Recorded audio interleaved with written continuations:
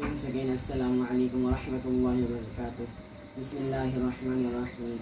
Alhamdulillah wassalatu wassalamu ala alihi wa sahbihi ajma'in. Ameen. My brothers and sisters, I will speaking about 5 pillars of Islam. Islam is based on 5 pillars. This means in Islam there are 5 very important things which every Muslim must follow. Shahada, to believe in your heart and say with your tongue there is no God but Allah and Muhammad sallallahu alaihi wasallam is messenger. Messenger. Salah, to pray 5 times every day. The 5 daily prayers are Fajr, Zuhr, Asr, Maghrib and Isha.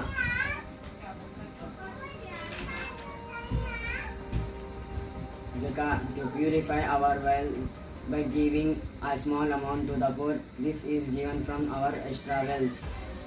Sawm, to not eat and drink after Fajr before Maghrib. This is known as fasting. We fast during the month of Ramadan. Hajj, to make a pilgrimage to Makkah, we must perform the Hajj at least once in our lifetime if we are able to. Jazakallah khair.